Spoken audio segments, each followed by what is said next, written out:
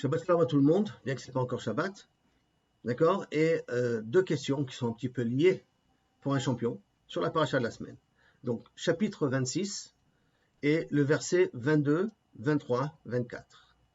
Alors, dans le verset 22, il y a marqué qu'après que Tzrak, on l'a renvoyé de Grar, après il est parti à Emek Grar. Il a creusé un puits, les rois et Grar sont venus, ils ont fait la guerre, ils ont pris le puits de force.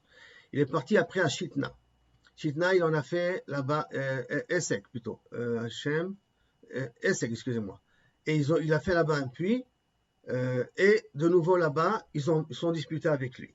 Après, il est parti à Sitna, ils ont creusé un puits, ils sont disputés avec lui, il a quitté, il est parti à un troisième endroit, il est parti à Rehovot.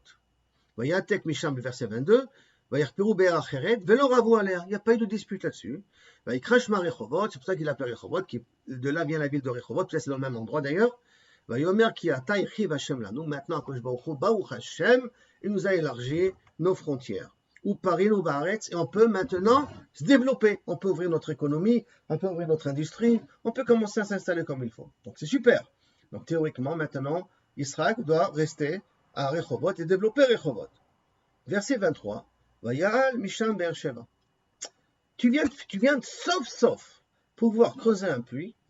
Maintenant tu descends à Beersheba, Makara.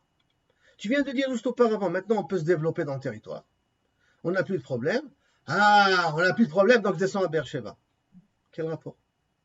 Quel rapport entre le fait que maintenant j'ai la possibilité de descendre à Beersheba? Ça, c'est la première question. Deuxième question, c'est le verset qui suit. Vayar elav Hashem balayla. Quand il va en Beersheba, ou qu'il arrive à Beersheba, comme vous voulez, c'est pas marqué exactement à quoi Kodesh Baruch Hu s'est dévoilé à lui. Donc, Vayar elav Hashem balayla, Vayomer, Anochi Eloki Avraham Avicha. Coucou, tu sais, je suis le Dieu de ton père. Hein?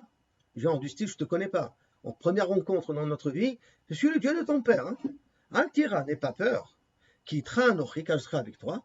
Au Berarticha, je te bénirai. Verbeti et Zaracha, je vais multiplier ta descendance. Benvour, Avraham, Avdi. Au mérite de ton père, Avraham, mon serviteur. Bien entendu, tout le monde s'attarde. Rashi, plutôt Rashi, je veux dire Ramban, de quoi il a peur? Rashi, Ramban, il dit, il a peur que peut-être ils vont continuer à le frapper. Alors, revient encore les gens de Gras. Calme-toi, t'inquiète pas, je te protège. Ça, c'est le Ramban.